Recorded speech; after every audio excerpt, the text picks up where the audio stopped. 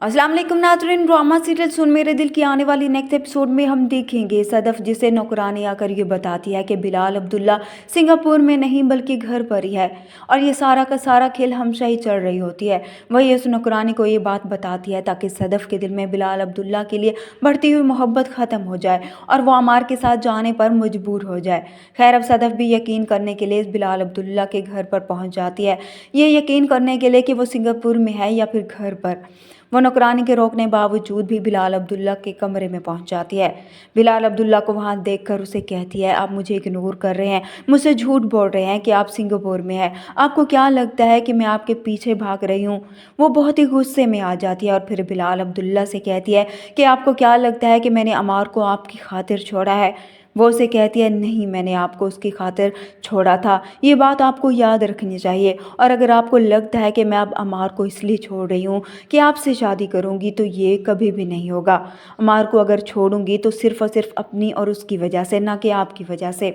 सदफ अब वहाँ से गुस्से से चली जाती है तो बिलाल अब्दुल्ला को भी एहसास हो रहा होता है कि उसने फिर सदफ को समझने में गलती कर दी।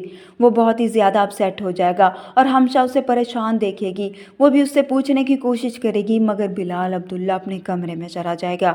दूसरी तरफ हमशा अपना काम पक्का करने की खातिर फिर से अमार को उसके घर भेज देगी। वो जानती है कि इस वक्त सदफ बहुत गुस्से में है और हो सकता है कि अमार के सोचने के बावजूद भी वो अमार के साथ घर लौट जाए।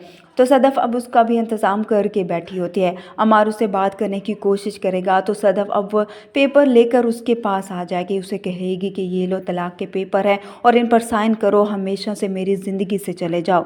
अमार पेपर देखकर बहुत ही परेशान हो जाएगा। वो सदफ से कहेगा कि तुम क्यों मुझे मारना चाहती हो, मैं तुम्हारे बगैर मर जाऊंगा। तभी सदफ ज़ोर ज़ोर से हंसने लगती है और अमार से कहती है कि तुमने कभी मुझे मार डाला था और मुझे तो कलमा पढ़ने के लिए भी तुमने टाइम नहीं दिया था। वो अमार से कहती है कि दोबारा मुझे अपनी शक्ल मत दिखाना। सदफ को हो सकता है अब इस बात का भी अंदाज़ा हो जाए कि ये सब कुछ जो भी उसके साथ हो रहा है वो सब का सब हमशा ही करवा रही है, क्योंकि उसे वक्त के साथ साथ ये भी रियलाइज़ हो रहा है कि हमशा ज़रूर कोई ना कोई खेल खेल रही है। इस तरह से अब सारी हकीकत सदफ जानने के बाद ही बिलाल अब्दुल्ला को बताएगी और फिर हमशा का भी एंड होने वाला है। वीडियो पसंद आए तो वीडियो को लाइक कर दें, चैनल पर नए हैं तो चैनल को भी सब्सक्राइब कर दें। मिलते हैं नेक्स्ट वीडियो में, तब तक के लिए अल्लाह हाफिज़।